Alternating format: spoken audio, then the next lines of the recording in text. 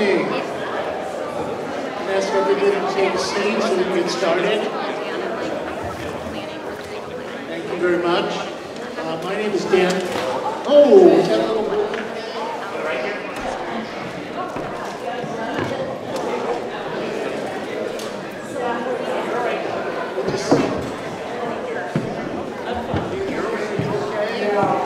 That's my good friend Neil. Just taking center stage as usual. Hi Neil, good to see you. Good evening everybody, and thanks for coming. My name is Dan Hamburg. I'm here representing the Board of Supervisors. I happen to be chair of the board this year, but I'm mostly here standing in for Carrie Brown, who all of you know very well. Carrie is in Sacramento this evening, working on a bunch of different things, but foremost issue that she's working on is funds for recovery from this disaster we've had in Redwood Valley and Potter Valley. So Carrie sends her best, and she sent me. So I'm here representing Carrie and the board. And before I turn this over to the principal of Eagle Peak School, Dan Stearns, I just want to mention that Tammy Moss-Chandler is here as usual, and she is our recovery director for Mendocino County. Also here is Colonel Eric McFadden from the U.S. Army Corps of Engineers, and he is the Southern Pacific Division Deputy Commander. I hope I got that right. I looked it up on Google to try to get it right. And Eric, thank you very much for being here tonight. He's going to talk to us about the debris removal and recovery process that he's been involved in, and talk a little bit about this snafu of sorts with contractors coming in and out, and he's going to explain what's going on with that. Michael Oliphant is here, and Michael is our chief building official for Mendocino County, and he's going to be doing a presentation on rebuilding. And I just heard from Nash Gonzalez, who's our Director of Planning and Building, that there are actually 9 building permits that have been issued already in the areas that were affected by the fire. Jane Kreidler is here. She's the outreach coordinator for the State Contractors Licensing Board, and she'll be talking about getting licensed contractors to do the work and watching out for those who are not licensed. And Greg Giusti, the Forestry and Wildland Advisor Emeritus for the UC Cooperative Extension. And Greg is here, and he's going to be talking about trees and vegetation management. So with that, I'm going to turn this over to Dan. Are you here? Dan Stearns. And again, thank you all for coming out this evening. Dan.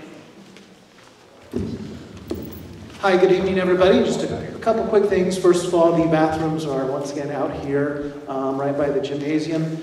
So just very, very quickly, you know, during the holiday season, there was amazing things done for the children, your children and children who lost homes in the fire and so on. So there's that big holiday high and presence and a lot of support. And so sometimes we're noticing with children after the holidays, kind of that big crash. And oh no, my home is still gone. And I know a lot of us are probably feeling that, thinking about that. So once again, if you know of any children in need that are in the school system, we have tremendous resources, not just here at Eagle Peak, but in Ukiah Unified School District, the charter schools, all the kids, all the schools that the children are attending, we've networked and have a ton of support. So please just give us a ring. You can call us at Eagle Peak, and we can get help to any family, especially children, that's still trying to cope with this tremendous loss. All right, so give us a call. We're glad to help. Thank you. I think at this point we now have Tammy Moss-Chandler coming up. Thank you, Dan, and thank you for all you're doing to coordinate with the school leadership for children impacted by the fires and for the continuing support. We want to make sure you know tonight, many of you picked up the agenda as you came in, and information about the resource room that's at the Ukiah Conference Center. There's a phone number that you can call anytime. You can set up appointments. There's also a drop-in hours. There's information about support groups as well as individual counseling that's being provided by local service providers. So we want to make sure we focused on those resources at our December meeting, but we want to make sure you all have that tonight. We also actually set up the room, so after you hear the speakers tonight, you can go to individual places to get your specific questions addressed about your property. So out in the foyer, U.S. Army Corps of Engineers is set up with maps and information if you want to ask them questions about your specific parcel or property and where it's at in the debris removal and cleanup. And then over here on this side of the room, we actually have planning and building services that have brought a number of employees and partners with them to answer questions after you hear Mike Oliphant talk tonight. And they can look at your specific questions and help direct you toward next steps. We have several state and federal partners in the room as well. FEMA's here with their hazard mitigation and flood education information. We have NRCS here, and we have RCD, and they have various resources to help you with vegetation and tree management that you'll hear more about from Greg Giusti tonight as well. So we encourage you to stay afterwards for questions. Because this meeting is live streamed, and that's why you see the video in the back, you'll see everyone coming right here to the center to help facilitate both sign language and to make sure that folks can watch from the live streaming and the YouTube video that's archived and kept afterwards for people who can't participate tonight. So there's question cards going around, and our nonprofit partner NCO has volunteers here tonight, and we have Heather Gerwitz with Congressman Jared Huffman's office walking around the room as well. They're on the table here, and if you need them in the back, Heather will be walking around. So we encourage you to fill these out throughout the night. We'll take some questions early with the Colonel around debris removal, if you have specific debris removal questions for U.S. Army Corps of Engineers. And then we'll open it up to questions, all questions, at the end of the meeting after all of the presenters. So with that, I'd like to invite Colonel McFadden to give you an update about where we're at with debris removal. And then again, if you have specific debris removal questions, not about your property, but for the general audience right now, you can start to turn those in right now, and we'll take a couple of those while the Colonel's up here after his update. Thanks, Tammy. So first of all, thank you very much for having us here tonight. It's my honor to be here tonight to give you an update on where we stand.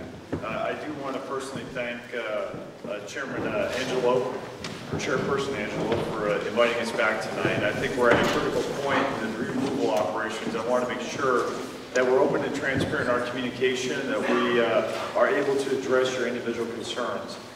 I do want to highlight some successes as we start off here. And I will tell you, achieving over 50%, over 1 million tons of debris removed in 2 months over 4 counties is a pretty significant event. And to quote Mr. Ghilarducci on Saturday at our Sonoma Town Hall, that's the largest debris removal operation in the state of California since 1906. So just kind of gives you a magnitude. Sometimes when you step back and take a look at what's going on here, it's very, very significant. I do want to highlight in this county alone, which is extremely important here tonight, 176 properties have had debris removed, 117 properties have returned to the county. That brings us to roughly about 55% in this county, and equates to about 52,000 tons of debris being removed. Now, 9 January was the last time I was up here, and that's why I had the opportunity to meet with the Board of Supervisors. And I was very excited to get work back started in this county. And a very positive meeting, positive outcome, and shortly after that meeting, I got a phone call. And that's, the phone call was that our contracts that had been awarded on 29 January, 29 December, were under protest. But I want to share a little bit of information about the process and what that means. In accordance with federal contracting regulations, any bidder has a right to file a protest. And it's our responsibility as the government to ensure to respond to the protest in an expeditious manner as possible. And what's important there, that due process continues. However, we didn't stop there, and as that process continues to work, we look for every method possible to continue on with debris removal operations.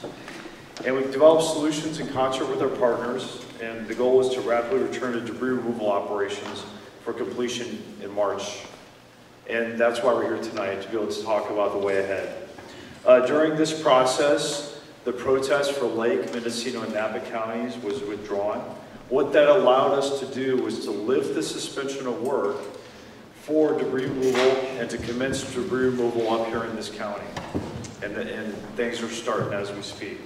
You also have heard last Friday or Saturday when the director, Mr. Ghilarducci, addressed the audience, was that Cal OES awarded a contract for which USACE, we will provide the technical support. And so what that means is there is no changes to the way operations are conducted on the ground. We will still have our websites, we'll still have our call-in centers available for your information. And our primary focus is quality and safety. So this is great news for this county. And we now have 2 contractors working in Mendocino County to conduct debris removal and to mitigate in a rapid and expeditious manner. However, our goal is to conduct it in a safe and deliberate manner. And so we are working to mitigate that risk of having 2 contractors in the area at the same time and establishing different control measures to make sure that things are done in accordance, technically accurate from a quality perspective as well as a safe perspective. I also want to highlight that asbestos removal by EPA continues, as does vehicle removal by DMV. And I truly appreciate the active citizen involvement here in the county and the community to assist us in identifying our quality control issues. We always endeavor to be able to focus on quality, and we have quality assurance representatives on site observing the contractor, and the contractor has quality control personnel. But we can't necessarily see everything at all time. So I do want to inform you about our process. Issue resolution is ongoing. We've heard from a lot of you that debris removal may be complete. You may still have concerns, and rightfully so. It's your property. Rest assured, we're actively engaging with the property owners with unresolved issues and concerns. And if you have an issue or feel we have been non-responsive, this is where we need your help. If you see something, please say something. And if you have an issue, please tell us today, and we'll take the necessary steps to resolve. Our call centers stand by to answer your questions, address your concerns. And our first step is identification of the issue, and that's how we start our process. And then we document the issue, and then our assessment and follow-up for ultimate resolution. I do want to reinforce that as operations continue, recovery and rebuilding remains our highest priority, and public safety and health remains our #1 and foremost concern. During this period of increased operations and increased work, I ask that you maintain an increased level of awareness of the heavy equipment operating in the area, and please maintain a safe distance from the job sites. Also, as winter is here and the rain will come, during major weather events, we will redirect work to areas that minimize impact to the environment and allow safe and deliberate operations to continue. Tonight with me, I've brought a number of USACE personnel. They're happy to talk with you one-on-one and address your issues at a personal level. We also have issue intake forms that we brought with us, so we'll capture your issue and then follow up with you on the status of your issue. Our goal is to immediately or as quickly as possible resolve issues. In some cases, they may be able to resolve something as simple as comparison to the conditions that your property was in immediately after the fire to the condition they're in now. And also, they may require some on-site visitation and documentation, and we're working through both those efforts today. We also, as was highlighted earlier by Tammy, out in the foyer tonight, we have maps with your parcel status on there, and we ask you to address any questions or concerns you have about your individual property to our team that's available on site, and we will get back with you. We also have some members tonight from our local field office that are working in your area. I highly recommend you get to know Mo, who's in the back in the red shirt there. She's the one who's working with the contractors in the area and really telling them where to focus. I do want to highlight just a quote that really made me think about tonight. Henry Ford said, "Coming together is a beginning, keeping together is a progress, and working together is success." I believe this applies here tonight. And I want to thank you for the time and effort, and we look forward to working with you and moving forward to your solving the challenges that are up here in the county. Thank you.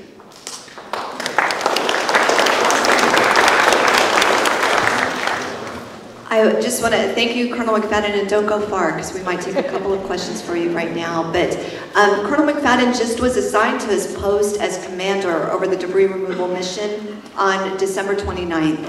And since he was assigned, this is his 3rd visit to Mendocino County. He's actually driven through Redwood Valley. He's seen some of your properties, and he's put in place this issue resolution process to really help expedite your concerns. So thank you for the work you're doing in leadership and with your team that's been working so hard over the last 3 months. We really appreciate it. So Zoe, do you have a question right now that we should address for the Colonel?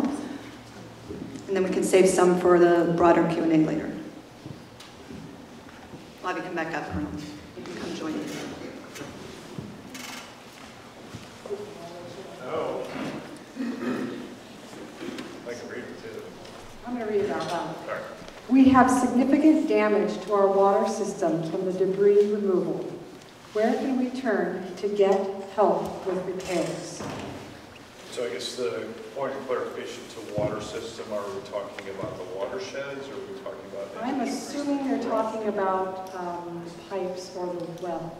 So I don't necessarily want to be able to address a personal concern here in front of you. I believe that if we could address it one-on-one and we could capture that issue, we could answer it and give you the right level of fidelity to address the question that was asked. And then, so I'm going to apologize up front. A lot of the questions I truly appreciate because everyone is an individual property owner and you have specific questions. I think that we have the right team here tonight to at least be able to, if we can't answer the question for you out the foyer, we can capture the issue and follow up. So. These, I'm not going to put you on the spot for this but we'll get the answer. I don't have it with me. The website and the phone number for the Army Corps, the local column. So, well, we also brought brochures out there that gives you identification of our process. It's a trifold that gives you our call center number as well as the website that will give you updated parcel status. We have handouts on our issue resolution process we brought with us you can take with you. And I actively empower you or ask you for your help. Call our call center. We have people that work 12 plus hours a day answering calls, and their goal is to solve issues or capture issues as they're brought to our attention. What's the call center number? So we'll say the call center number. We're going to grab that, and actually, if one of my team, William, will bring that up, so we can announce that for the phone, for you to write down and for the video. But if you go to the county's website, U.S. Army Corps has all this information on their site, and you can click straight to it. If you go to the Mendocino County website, you click on fire recovery from the front picture or under community, and under debris removal, it's the first thing you'll see is the phone number, the website, and all of that information. And if you need to jot down the phone number right now, it's 877-875-7681, 877-875-7681, and these are the brochures that are out in the foyer that the Colonel mentioned. And most of our questions that we have here are pretty specific, so I would suggest that you bring them out to the lobby area, and then you could get the individual answers, because they are waiting out there for you. Okay. I'll be here all night. We'll stay as long as you need us to after the meeting. So we're going to share a little bit more information, and I actually have asked Nash Gonzalez to come up as the Planning and Building Services Director to introduce the next speaker and to share with you a little bit about Mike Oliphant. Thank you, Tammy. Nash Gonzalez here, Planning and Building Services Director. So the purpose of the meeting here tonight, or to have Mike Oliphant here, is he is our Chief Building Official. And what we have for you this evening is what we call Rebuilding 101. How do you get started? What do you do? What's entailed with plans? What needs to be submitted? In other words, the rebuilding effort has begun. As Supervisor Hamburg noted, 9 building permits have already been issued. We've got other building permits in queue right now. I'm happy to say we're ahead of Sonoma County. So they just boasted that they've issued 4 permits the other day. We're at 9. So recovery, rebuilding is #1 on our priority in the department. So like I said, we've got others that we'll be issuing later in the week. Everything from standard stick-built homes to modular homes, everything's coming in, and we're processing them as quickly as possible. So I'm going to ask Mike Oliphant to come up, and what he's going to do is he's going to take you through the process of rebuilding. What's required to submit plans and how the process works, inspections, and so on, because many of you have questions about The Army Corps has turned the property back over to the county. We've turned it back over to property owners. There's been what we call excavations that have taken place. One of the things that I will mention is that the County Department of Transportation does have fill available for free for those that need fill to bring back onto their property. So I would encourage you to contact County Department of Transportation for the free fill. So with that, I'm going to ask Mike to come on up. And Mike's our building official. Thank you, Nash. My name is Mike Oliphant. I'm the building official for Mendocino County. Thank you, everybody, for coming out here this evening. And my goal is to shed some light on some of the things that you will need in order to plan, prepare, and submit your paperwork for a permit and then to eventually obtain that permit. And I'd like to say, first of all, that we're putting a priority on the structures that were lost to a fire. We are expediting those plan checks as they come through. And basically, there are 5 issues that I want to go over, and then I'm going to expand on them a little bit after I go through the 5. The first thing you're going to need is a building permit application. Then you'll need 3 sets of plans. When those plans are drawn, if you as a homeowner want to draw them, you're able to do that, or you can have a draftsman, architect, or engineer prepare them as well. They'll be prepared on paper that's a minimum of 11 by 17 inch paper, or preferably full page plan view. We'll need 3 copies of the plot plan on 8.5 by 11 paper. Let me back up and say that we have a complete package ready on the back table back there with all these requirements that our planning and building staff has put together. It's a really nice packet. If we run out tonight, it's available online, and we have more at our office at 860 North Bush Street. You will also need 2 copies of the engineering calculations for the residence or structure that you propose to build, if that's going to be required. If it's unconventional construction, it may be required. And for more information on that, you can call any building inspector and we can expand on that. We will also need a copy of CAL FIRE approval. And we have the applications here, they're available online, and we have them at the counter. You send them into CAL FIRE, you get your approval number, and bring that in with your application and your plans for the plan submittal.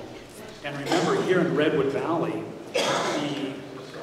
the Redwood Valley Fire Department needs to approve your plans as well. And Don Dale is here tonight, and he's got some great news, and that is they're going to defer all costs related to Redwood Valley Fire plan checks for the first year.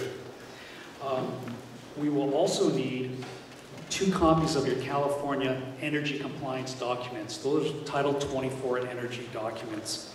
And you can get that from any energy consultant in the state of California. There's plenty of them. They will prepare your documents from your plans, and you'll give us 2 copies of those. So in the package that we have in the back, we have an application. It's a 1-page, front and back. Your address, your residential structure, a scope of work, square footage, your address, APN number, and appropriate information there. The biggest thing will be your plan submittal. And when you're preparing those plans, to begin with, we'll need a plot plan. On your plot plan is basically going to show us where this structure that you are proposing to build, where does it go on your property? Where is your septic tank, your leach lines, and your well? And give us the measurements to your property lines on that plot plan. Included with your plans and your full-page plan view will be floor plans. And the floor plans show the dimension of the exterior walls, any existing rooms if you're rebuilding an existing structure, what the rooms are labeled for, and what the structure is, if it's a single-family residence or an accessory structure such as a shop, a storage shed, and so forth.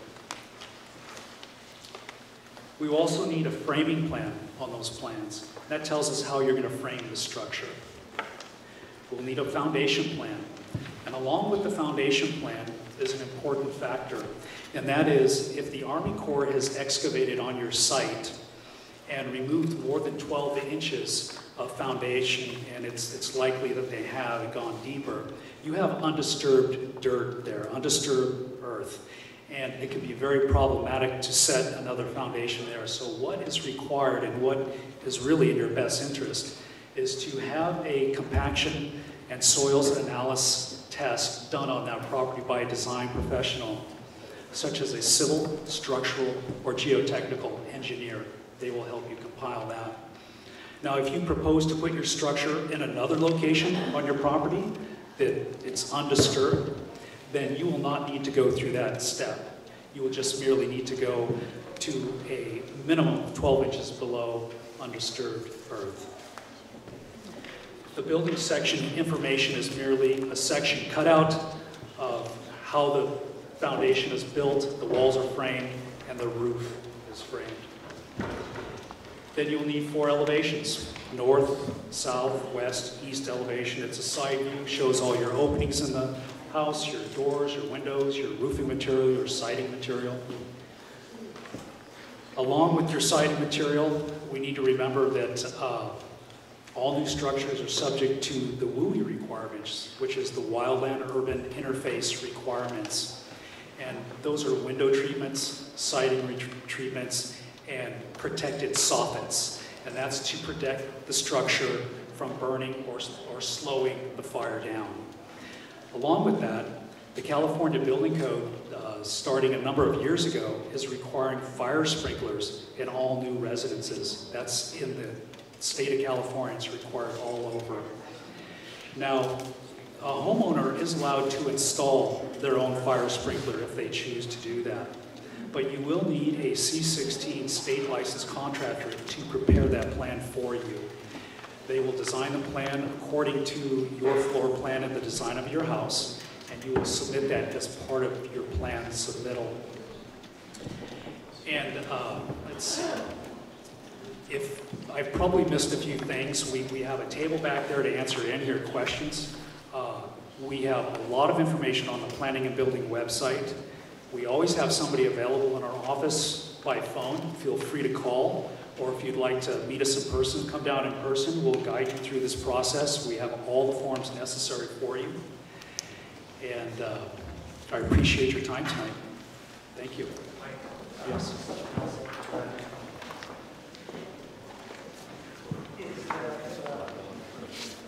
Mike just went through and talked a little bit about the building code and talked about certain standards that need to be put in place and so on. Please keep in mind that it is not the county's building code, it is the state building code. The state mandates to us what we're supposed to be looking for. So what we will do is we will guide you through that process on how to obtain the permit, what is required on your plan, and so on. And we have folks in the back that can answer a lot of specific questions. I know some of you have questions regarding foundations. Some of you have questions as to what about the exterior, or as Mike mentioned, the WUI standards. A lot of the residences that were established previously didn't meet a lot of these requirements. Does that mean that that was the cause? We don't know. I mean, that's a lot of these rules and regulations are created to prevent these types of disasters. And every time there's a disaster, we see changes in state law and changes in the building code. So really, that is what drives changes every 3 years with a lot of the codes, is what happened previously and did we learn from those mistakes. So again, all I can emphasize is that these are state codes that we're trying to implement, but we will guide you and work with you every step of the way. One of the things about that Mike mentioned about a plot plan of what's required to show the perimeter boundaries of the property and locations of things. For some of you, it might be difficult to say, okay, how do I do this? We have copies, not all properties, but we have some copies of plot plans from prior structures that were built out on properties out there in Redwood Valley. Please come in, talk to our staff. We can provide copies of any existing plot plans that are in our files for you, if that will save you some trouble and effort trying to draw something out. Excuse me, Mr. Nash, I have a real quick one. You're telling me I have 3 different agencies that have to approve my plan? Not one. You have Redwood Valley Fire, and you guys are going to authorize my plan. Now, it's kind of, to me, seems like it's pretty overwhelming when we have a county that's pretty smart. What is CAL FIRE going to do to, I mean, Mike, we really appreciate, we can't handle shout-out questions. We have a lot of questions, right? And I know you have a lot of knowledge here. So I'm going to let Nash mull on that. And actually, I'm going to have you talk with him on the side about the question because he's going to come up and answer what can be done around coordinated responses after this. But if you guys would talk offline for a minute, we're going to have Q&A in a minute. I want to make sure you hear all the speakers tonight and then get as many broad questions answered. And we have a lot of expertise in the room tonight to make sure we share that. I also want to make sure what you heard, I know some of you were frantically writing notes as Mike was talking, and there's actually hard copies of the checklist with some of all the details, the overview of the details he was talking about that you need to walk through and know about are on the back table, and also online on the Planning and Building Services website. And if you're at home, you can click on the fire recovery page, and the fourth icon is around rebuilding, and all of those documents are also online to walk through as well as to talk with folks tonight. So as much as you can, write down your questions, because if we're not able to answer them tonight, I will assure you that Zoe and Mary Lynn are capturing those and following up afterwards. And some of the harder questions that we can't answer tonight, we've actually found solutions, even though it takes us a couple of weeks or so sometimes, to some of your more difficult questions. So please write those down. I wanted to also let you know that there is someone here from Department of Transportation. So if you received the letter, or if you didn't receive the letter, we have copies of the letter that went out from Mike talking about some initial planning and building services information around excavation and what to expect. And it talked about the free dirt option through the Department of Transportation. And Amber Muniz is here in the back next to Planning and Building. She can help get you connected with that service afterwards and tell you a little bit more about it. Amber's also part of a Mendocino County employee team that's helping put together with some of our nonprofit and community partners Expo, an all-day Saturday event where you really could dig in with vendors and meet with planning and building staff. And it's tentatively scheduled for March 24th, so Saturday, March 24th, and more information will be coming out soon. So right now we're going to ask Jane to come up and share a little bit, and Mike's going to actually introduce Jane and share one other thing before Jane comes up. I'd like to mention one other thing, and Mendocino County has a floodplain ordinance. Within Redwood Valley, we had 24 parcels that had structures that were destroyed that are in the floodplain, and we are mandated to enforce that floodplain ordinance. We have a list of those properties on our back table there if you'd like to know if you were or were not in the floodplain, and there will be some additional information required when you are in the floodplain. And now I'd like to introduce Jane from CSLB. She's going to give us some great information on protecting yourselves and hiring the right contractor. Thank you, Mike. Everybody's tall except me. Okay. When a disaster hits, it's overwhelming. And what's even more overwhelming is that contractors, and I say that term loosely because they're usually not licensed, they come from out of state, they come from everywhere, and they prey on you who have already been through a horrible disaster. I want you to, if you take nothing else away from what I say tonight, please be very careful about people who just approach you in some way and try to get you to sign a contract quickly.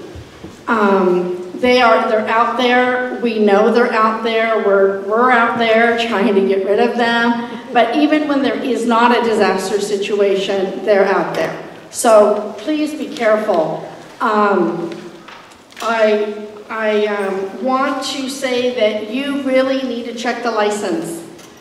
I don't know how many of you have access to a computer where you could go online, because some of you may not now. You can call us. We ask you to call us. In the foyer, I have a table full of materials, and everything I talk about tonight is actually on the table, but I have a quick and dirty 10 tips card on how to hire a contractor along with other things. And the first thing you need to do is check the license. Well, if you have access to a computer, and I have a few of these, we have a brand new feature where you can type in Redwood Valley, Ukiah, your zip code, and you can type in the type of contractor that you want. So a general contractor, maybe to rebuild your home, and I have a whole list of contractors in Redwood Valley and Ukiah that came up. And I have a few of these copies, and I can give these to you after. But here's my concern. When I looked at some of these contractors, when I checked their license off this list, many of them are exempt from having workers' compensation insurance, meaning they say they have no employees. This is what I want to warn you about. If they say they have no employees and they come and they start work and they bring employees, please shut them down and call us. Okay? They need to cover their employees. You don't need to be liable for more than you've already been through. So if you would like a hard copy of this information, please come and see me afterwards. Like I say, you still need to do your due diligence. This is a list of every local General B contractor as of today, but it could be that some of them are inactive or their license may be in jeopardy or something. So you still have to check. Okay, but it's a listing of those in your area. Now I want to talk about the contract because when you get to that point, it's extremely important that you get a very detailed contract, and this book will talk about it. I also want you to be very careful about people who come around and say that they are construction consultants. Okay, you're going to hear that. You may have already heard that where they say, oh, I'll be a consultant for your project. They want to manage it. Okay, they have to be licensed by the contractors board. Most of them are not. Okay, they cannot bid a contract. They can't do anything unless they're licensed. So be careful about contract managers. Really, that's what your general contractor is. They hire subcontractors like electricians and plumbers. They really are the one who is managing the project, okay? So be careful about that. Also, I want to warn you about the down payment. If you're doing a home improvement, meaning part of your home has been destroyed and you still have some existing home, your contract is a home improvement contract, which this booklet talks about. You're not going to give a contractor more than 1,000 or 10% down, whichever is less. So if the contract is for, I don't know, let's just say 100,000, you're not going to give them more than still 1,000. 10,000 is 10%, but you're not going to give them more than 1,000. I want you to be very aware of that. Now, if you have signed a contract with the contractor and you just change your mind, let's say you just feel funny or you just want to delay it or there's something, for some reason, you have 7 days, 7 business days to cancel that contract. Okay, the normal is 3, but you have 7 after a disaster. Make sure that your contractor visits Mike's people and gets a permit. All the permits need to be pulled, okay? Disaster recovery is not a time for you to be an owner-builder. Do you know what an owner-builder is, anybody? That's when you pull the permit yourself and it's a mess. Unless you may be a contractor and you want to do it, and then you know what to do. It's also a good idea to be present when building inspectors are there so that you can hear what they're saying during the building process, the rebuilding process. I'm going to, one other thing, I want you to make sure that you get lien releases from anybody who's doing work on your property, meaning that they've been paid also. And it's a little bit different because the payment may work a little bit different after a disaster, but just make sure that everyone who's working on the project has been paid. And I don't want to take up any more time, so that's all I have. Like I said, I have a lot of information on the table out there, and I also have information about working with an architect from the California Architects Board.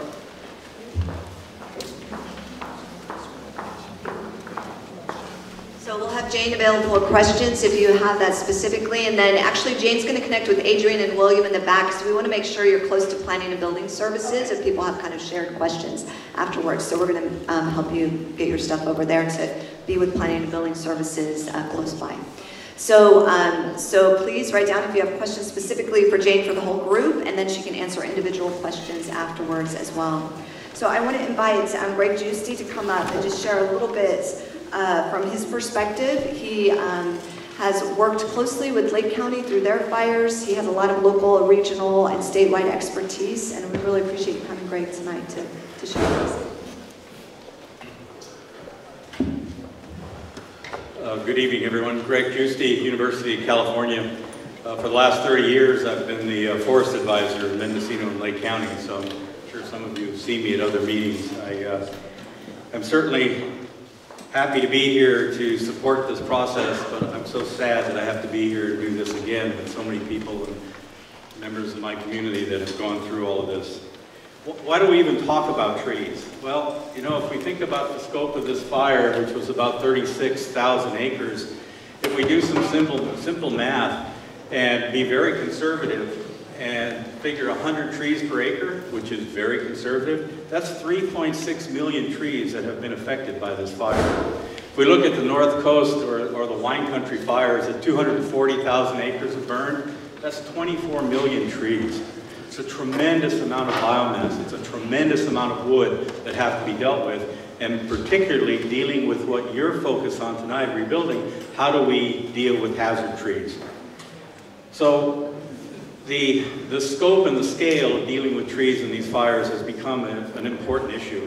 But I also want to put your mind at ease and help you recognize that there's a process that you have to deal with first. Obviously, first thing you deal with is hazard material removal from your property, number one. Second, you have to clean up the remains of your home and automobiles and the like. Next, maybe if you have some slopes on your property, you need to deal with erosion control. I invite you to go talk to the Natural Resources Conservation District. Folks that are here, they're experts on helping you deal with replacing culverts or choosing the right culvert or picking the right material to stop mud and debris from coming down a hill slope. And finally, when all's said and done, then we can start talking about trees, and particularly hazard trees. The public, the county is going to have to deal with liability trees, and private landowners are going to have to deal with trees. Case in point, an example, the county of Lake after the Valley Fire. I'm not talking about AT&T, I'm not talking about Caltrans, I'm not talking about PG&E, but the county of Lake had to cut 10,000 trees that could have fallen on their roads. So it will be an overwhelming task in the years to come. How does a fire affect trees? Well, a tree can be killed by flames or it can be killed by heat. I stop there because a lot of times, you know, you look at a tree and you think, well, all the leaves are on it and it looks healthy, but there was so much heat that may have been generated by a car that was on fire next to it, or unfortunately a home or some other structure. Radiant heat can put so much heat for such a long period of time that the inner part of the tree, the cambium, is dead. It can no longer function, but yet the tree is still standing, and to a casual observer, you might think the tree is still alive. It's easy when the flames have gone up in the tree and have removed all the needles or removed all the leaves, the tree looks dead. But in many cases, the trees that we will be dealing with in the next several years will have died because of heat exposure. The other thing with the fire coming in the fall, as this one did, these trees that may not have been directly killed by the fire have been weakened, right? They've been harmed by the fire or by the heat. As we get into the warm months, things like bark beetles and diseases will start to flourish and they'll take hold. And so trees that are alive this spring may die in 2, 3, 4 years down the road as an indirect result of the fire from beetles and insects. So first thing we have to do is those trees that are on your property, the best thing to do is wait until spring. Spring will tell us if those trees are alive today or not. You'll see if they're going to bud.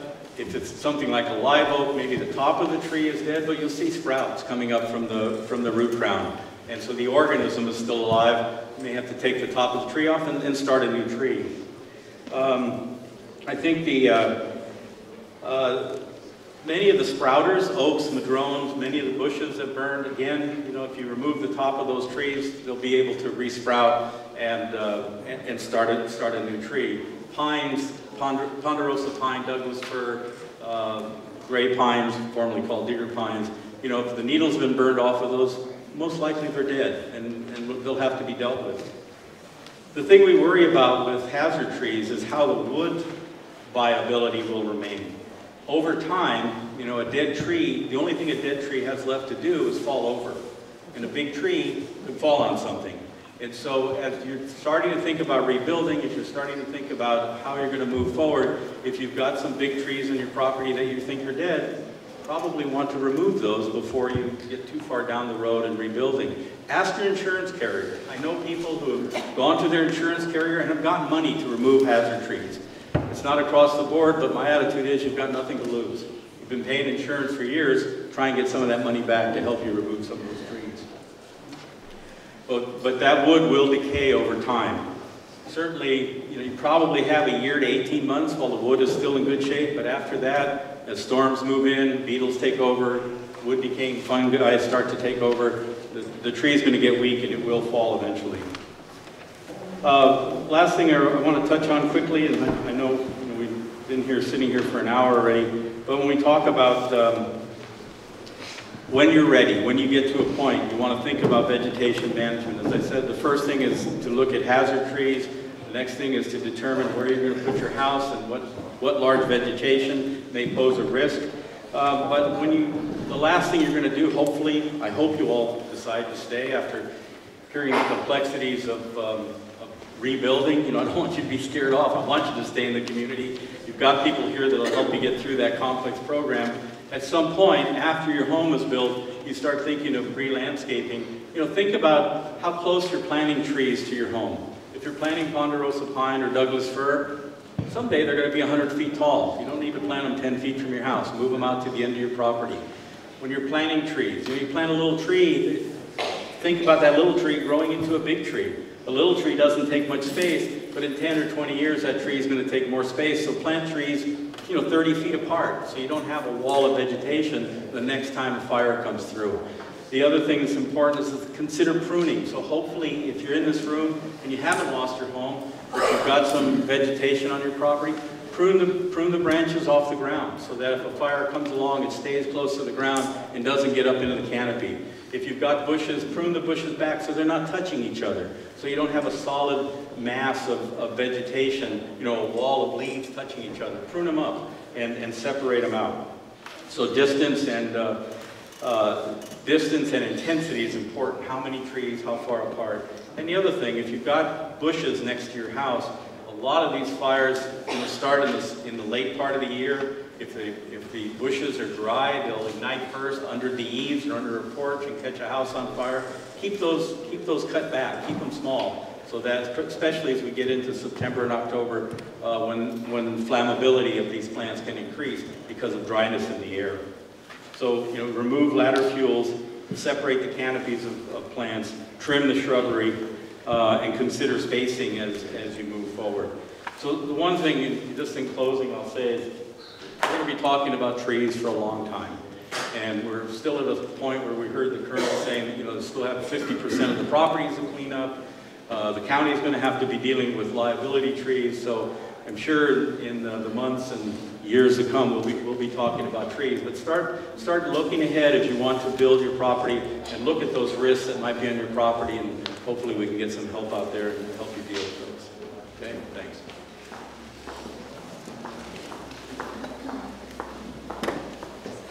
So I'm going to ask our speakers to come up as we're collecting some questions. I wanted to share with you 2 other projects related to trees. So Greg just mentioned that the county is going to be looking at hazardous trees. So we're working through the Department of Transportation on a project. If you have a tree that's on your property, but it has a risk of potentially falling into a public right-of-way, so a county road, and we know many of you are along a county road, then there's going to be a special program where we are able to apply for federal funding to protect the right-of-way. We know this isn't going to solve so many of your tree concerns right now, but for some of you, this will be a solution if you have tree that's still standing, we'll have an arborist on board. This will be in several months in the spring. Like Greg said, we're going to be working through this for a while, but there'll be an arborist on board who will be able to test that tree. There'll be an assessment done to see its danger of potentially falling into the public road or right-of-way. And then a process by which you can fill out a right of entry process with the County Department of Transportation to look at felling that tree. So there'll be more information coming out of that. We're working right now with our federal and state partners about how to apply for and access that program. We also have a forester here in the county in Fort Bragg who has a project that may help some of you if you have already fallen trees. He's looking specifically for 40 logs, and there's a handout. It says Woody Debris Project on the top. And he's working on a project specifically for an in-stream habitat enhancement. So for some of you, if you have fallen trees on your property right now or logs that you're not sure what to do with, they might meet what he's looking for. And then certainly we're forming a group and we're continuing for every creative mind in the room that wants to work on solutions to help you with trees that are already fallen, trees that are potentially dangerous, and trees that need to be assessed because they may be alive and really should continue to prosper in the future, as Greg's shared with us already, and things to think about for the future. So we know this is just the start of the conversation, but we again have RCD here and NRCS. They both have some programs that may be beneficial to you. PG&E is here, and they actually have some programs that could help you, and they have actually their tree mitigation program here, and a lot of information about that, as well as FEMA with some advice for the future and other programs. So Zoe, I know we have questions, and we're going to ask the speakers to kind of come up and be ready to come on up and stand here with me for any questions for the group tonight. So specifically, Mike, come back up for sure, and is Trey here from Redwood Health? Yeah, so Mike Oliphant, we have Trey, we have Nash Gonzalez, and we have the Greg, we have a Colonel. couple questions for Greg as well.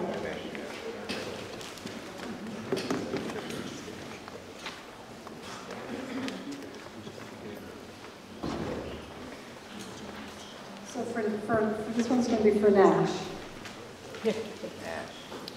What are we supposed to do with all the debris left after the cleanup is done? So what to do with the debris that's left on the property after the cleanup is done? So for clarification, if there's debris left after the cleanup. So this is one of the things that we need to hear from you. If the debris isn't completely removed, we need to work, our department needs to work with the Army Corps to make sure that that site is completely cleaned. So I think I'll defer to the Army Corps on this one as well. I think this is a scenario that we've heard, especially in a rural area, that you may have fences, you may have structures, you may have some things that didn't qualify for Army Corps cleanup. And so if you have things remaining that didn't qualify because they were a smaller structure that was on another side of your property, far away, so like Nash said, we certainly want to work with the U.S. Army Corps to make it clear that they're getting everything they can off your property to clear it up. But we know that in our rural areas that you're in, that not every piece of debris is cleaned up. So one thing that's really important is we've talked about this in past meetings, that if you have insurance that covers debris, please use your insurance to cover that smaller shed that was on another part of the property and didn't get cleaned up. And you will be able to use your insurance first. If you exhaust your insurance, there will be nothing left for your share of the cost in the larger cleanup. So we can work through that with you. We have someone, she's not here tonight, but certainly you can connect with Zoe or me afterwards, and we'll connect you to walk through the kind of insurance cost-sharing process with the county. And certainly if you have other areas, they're kind of on a case-by-case. So that's why I have environmental health here tonight. If there are certain parts of your property, they really wind up being a specific part of your property that doesn't wind up getting cleared by U.S. Army Corps of Engineers.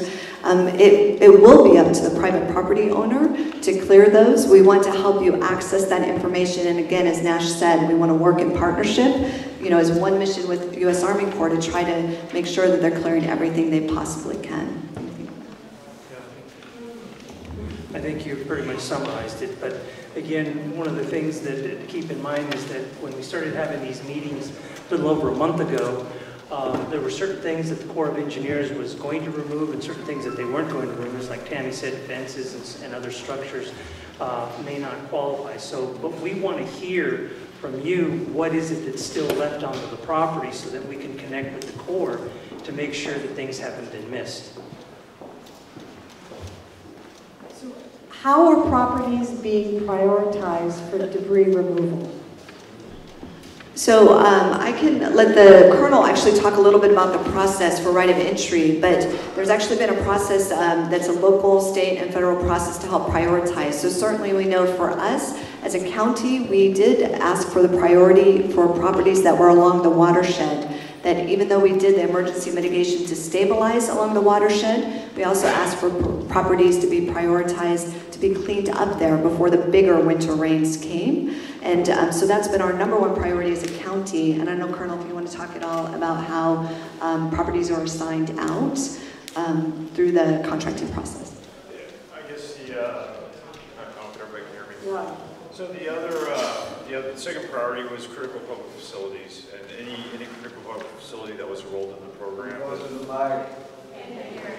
I'm sorry.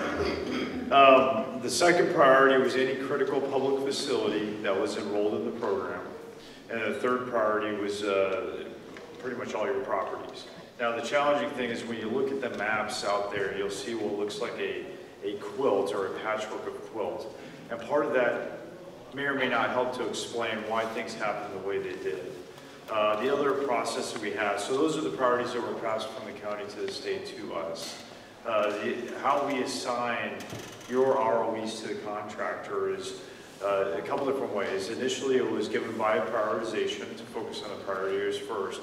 Now, where we're at in the stage of the debris removal operations, the ROEs have been given to the contractors to help them understand where to stage and mobilize and be able to address those issues that makes the most sense, minimizes impact on the environment, and really can focus on access to your parcels. Because a lot of the areas that are left are some of the more remote areas, and we know that when the weather's here, they're going to be challenging to get to. And some of the contractors have reached out for your assistance in getting to those parcels, and any assistance you can help them is great. So while you're still up there, in Sonoma County, we're aware that the cleanup contractors are paid by the ton. Is this true for Mendocino County? And if so, what is the rationale for this? It's standard across all 4 counties. That's part of the contractual agreements that were made with the contractors. The rationale is that's the one measure that you can equate equally amongst all the contractors. And pretty much transportation is weighed out at the landfill, and that's how the payment goes. So Tammy, this one may be for you, if anyone can answer. What can you tell us about the meetings going on with attorneys and PG&E? Well, I can't tell you a lot. The county's not involved with that. I know that I personally even received a flyer down outside of Redwood Valley for forums that are happening in the area that are sponsored by lawyers. That's actually an independent group. It's not associated with any of the government agencies or the agencies that are here participating tonight. They're actually independent firms, and we don't have very much information about that, except that there are activities through the whole region that are occurring where there's sponsored meetings with lawyers, and I'm sure there'll be other groups. So I think we certainly advise to do your research carefully and make sure who's sponsoring and what's being promoted. So for Greg, are partially burned firs and pines a fire hazard if they are left standing? And would the county or state require to cut them down if they were in a forest land? The answer to the second part of the question is no. There's no requirement to cut down a tree. A tree that's on private property is your private property. You own that tree. So it would be your decision if you felt that that tree posed a risk from falling over or from fire. That would be your choice alone as to whether or not you wanted to remove that tree or to let it stand. As far as immediate fire risk, there has to be a fire, and again, there has to be materials there to burn. So if a tree is partially burned and the lower branches are burned and the lower needles are burned, somehow the fire would have to get up into the canopy. So as this fire was driven by the wind, it would probably have to be a similar situation. But there is no requirement to take down that tree. There's no requirement. Another one for you. I understand that lumber companies are interested in buying redwood, pine, and fir. Do you have any info or contacts? Mendocino Redwood Company was a salvation for Lake County to buy pine. We don't have pine mills in Mendocino County. Most pine that comes out of this county is milled over in Lincoln with Sierra Pacific Industries. Mendocino Redwood Company, as the name implies, Redwood Empire down in Cloverdale, the Redwood Mills. They deal with redwood and Douglas fir. If you have commercial logs, you need to contact the mill. If you have 1 or 2 trees, they're probably not going to be interested. If you have several trees, maybe a truckload or something, ask to speak with Mike Steinbeck at Mendocino Redwood Company. Ask Mike if he'll come out and make a site visit. The governor last week signed some special regulations that allowed a simple approach to harvesting trees within 300 feet of a structure. So there's been some regulatory streamlining and relief. But again, if you have what you think is a number of saw logs that would fill a truck or two, give Mendocino Redwood a call, and I mean, that's their business. If there's a way to do it, they'll help you figure it out. Okay. The next one is for environmental health. There's been significant delays for some who are ready to build but are waiting for debris removal. How can we expedite the cleanup by allowing homeowners to hire their own contractors with the proper hazmat certification, complete with appropriate testing? So not wait for the Army Corps. Yeah, anyone who wishes to retract their right of entry and want to do a private cleanup, we have a private cleanup program through environmental health. I'd recommend talking to us after the meeting, or come in. We'll arrange a meeting. We'll go over the paperwork and documentation required, the protocols for the cleanup. It includes asbestos testing, proper handling, and disposal of the ash debris, soil sampling, confirmation, and proper erosion control, very similar to the government cleanup. But anyone who wishes to switch to a private cleanup, you're free to do that, and please come in and we'll help you with that process. I just want to add to that, that it's really important. There's a form online, and you should certainly talk to Trey tonight, because you will be expected to be on the same timeline. The Board of Supervisors adopted the private cleanup protocols that, like Trey mentioned, look very similar to the U.S. Army Corps' public cleanup protocols. But the expectation is that the properties will be cleaned in the same time frame. So really, time is of the essence. If you wanted to do private cleanup, the original deadline to submit a plan was December 19th, but we are accepting, if you work closely with environmental health, you'd have to have your full plan in place this week, really, to be able to make sure that you meet the time requirements. Okay, we have a whole bunch of questions for Mike. The first one is, why did the county change the rules concerning requirements about footings and the necessity of having a geotechnical engineer in order to build in an existing footprint? So we do not require a geotechnical engineer to report to build in the existing footprint.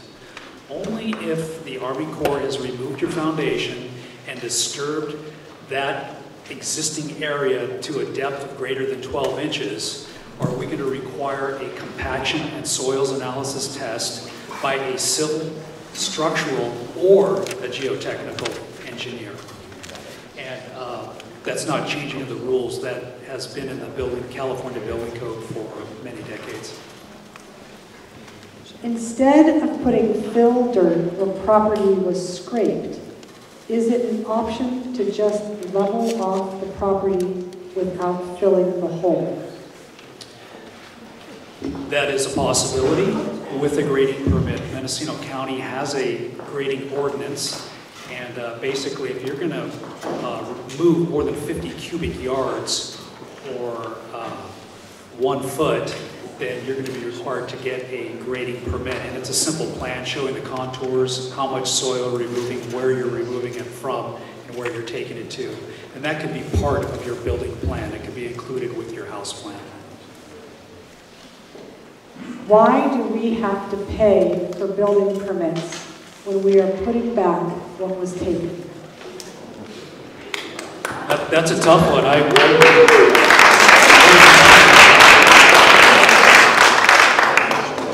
Gosh, I think it would be great to wave the magic wand and say, here you go, here's your building permit, for free. I think what happened was the Board of Supervisors and the CEO's office explored this idea. And what they found was, if they go this route, that they may not be, federal funds may not be available at a later date. And I think Nash may be able to expand on that. But I will say that the Board of Supervisors has directed us to defer the payment of that building permit until the final inspection. So if you don't have the money to pay for it, then you don't have to. You can wait till you're ready for the final, and hopefully by that time, your insurance money will have reimbursed you for that fee. Would you like to expand on that? Just real quick. As part of rebuilding, insurance covers the cost of rebuilding, which means it covers the cost of the building permit. To waive, to give away is a gift of public funds, and again, we're not the ones that can waive that. That's something that all folks have been looking into, and as Mike indicated, for the county to waive that means that the county may be showing the federal government that it has the money that it doesn't have, and that it jeopardizes the ability to recoup any costs for this disaster. So that's what we've been told.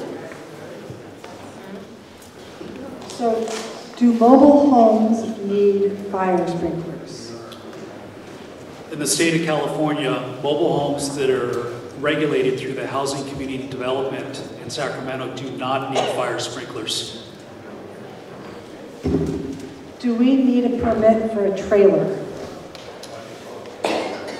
You need an administrative permit to stay in a trailer while you're getting everything together and ready to build. And we have that information for you at the Planning and Building Department. What, if any, are the requirements for running new water lines from the meter to the property? And how big a feed do you need to run a sprinkler system? So that main water supply from the meter main to your residence will be included with your building permit for your new residence. And typically that's going to be 3/4 to 1 inch. And it's likely that your fire sprinkler plan drawn by your C16 contractor will dictate that size. The irrigation pipe size, if it's going to be part of your irrigation plan, and if you're going to have a contractor install irrigation for you, be sure, like Jane said, have a state licensed landscape contractor do that. But typically it's going to be a 1/2 inch, and they might branch off to 3/8 PVC. Why do we need CDF if the house is on the same footprint? CAL FIRE, in the SRA, the state responsible area, which is off of the valley floor, is still required because the structure is gone. And CAL FIRE just wants to see that it's in an appropriate location, that it meets their setbacks. And that's mandated through the state of California. The LRA, the local responsibility area, will be handled by the Redwood Valley Fire Department. So let me expand on that, and this was a question that was asked early on. Why do I have to coordinate with 3 different entities, the county, CAL FIRE, and Redwood Valley? again, it's not necessarily all three agencies. It will be through the county or Redwood Valley Fire or CAL FIRE. It's like Mike indicated, anything outside of the valley floor is in a state responsibility area. Public Resources Code 4290 requires that CAL FIRE review any new construction that's being built. So that's a state mandate. If it's in the valley floor, it's in what we call a local responsibility area, and that is something that would be looked at by the Redwood Valley Fire Department. The fire chief is here this evening for Redwood Valley, and he will be around to answer any questions that you folks may have as far as the review, the processing, and so on.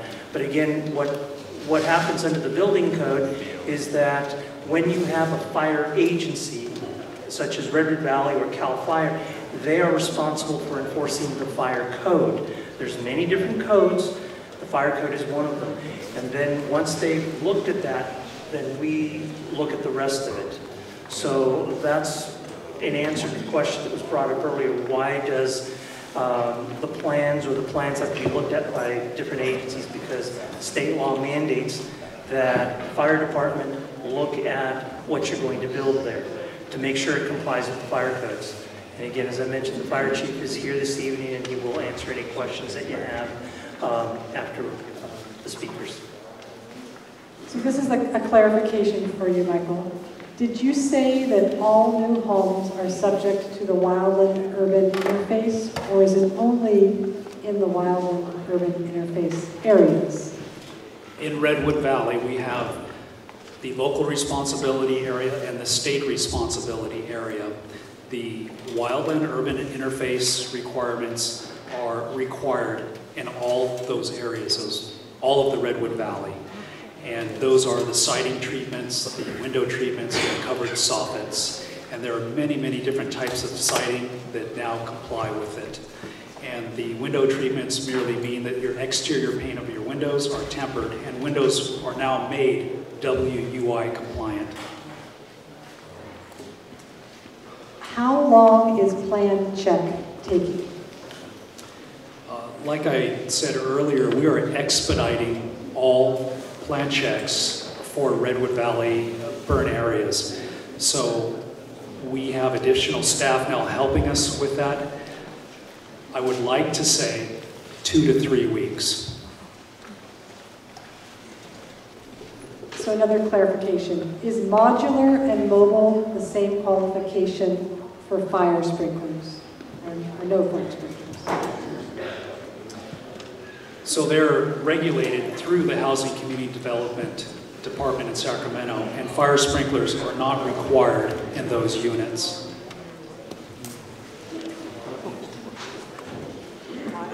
If you only removed 5 inches by an independent contractor, am I required to do a compaction test? No, you would not. So you would then show on your plan that you're going to a depth of a minimum of 12 inches below that undisturbed portion, which would be approximately 5 inches below the grade level. For rebuilding, does it make more sense to pour on top of the existing slab instead of removing the slab? Because removing the slab makes loose soil underneath. Sure, that makes sense. If you had it in your right of entry form to leave the slab there, and the slab is still there, we would ask for an engineering analysis that slab is still structurally sound. Not only that, is the ABS or PVC piping and water piping still intact underneath. So we would ask for an engineer to certify that, the structural integrity of that slab. So yes, it's possible you could definitely use that.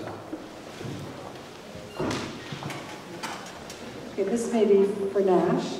If we have to haul away burned fence boards, posts, or shed debris, will we be allowed to take it to our local dump? Again, this is a question that has been raised in the past, and fire debris may not be accepted at the local transfer station. It's our understanding that fire debris is being accepted in Lake County at their landfill, because the landfills have to meet a certain rating. And so they would either go to Novato, or they would go to Vacaville, or they would go to Lake County.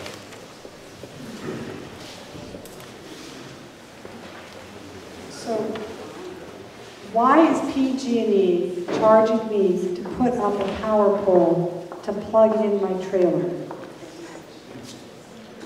So if you are a fire survivor, PG&E is actually waiving their hookup fee, which is the hookup fee that goes from their line to your private property.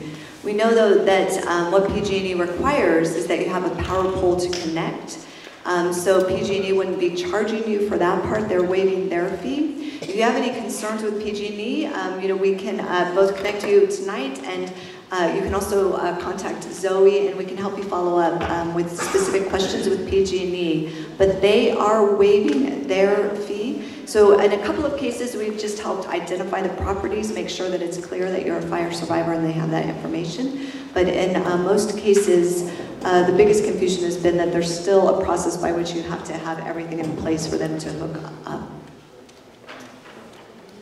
So everyone is buying rock for their yard and driveway for the fire recovery cleanup. The price has gone up. Is this price gouging? Is it legal? The county has adopted a very strong position against price gouging or scamming. So we'd have to get more details on the particular issue, but please, my card is out here if we don't get to talk tonight. Send the details of what you're seeing, and we will investigate to see if there's any issue of price gouging. The county actually, there's a state law, but the county board of supervisors and the sheriff and the DA have adopted a local position to actually help assure that we go after any example of price gouging. So we have to look at the specifics of what's happening, but certainly we want to help address any issues of price gouging. So those are all of the questions that are more general. There's some specific ones that maybe people could find the appropriate person afterwards to ask. Or if you have your contact information on there, we will also reach out to you. Thank you. I know there's at least 5 cards over here that were really complicated and specific to your property, so we'll help you navigate the room. But again, planning and building services and contracting licensing, and then our partners with PG&E and FEMA and NRCS and RCD are on this side of the room, and then Army Corps has the debris removal information over in the foyer. And Fire Chief Don Dale, thank you for being here. I'm sorry we didn't see you earlier, but he'll be over here with planning and building services as well to help talk about how we're coordinating across our agencies to help support you. And we'll be having our next meeting here on February 21st. And we're happy to answer any questions you have after the meeting. Thank you for coming tonight.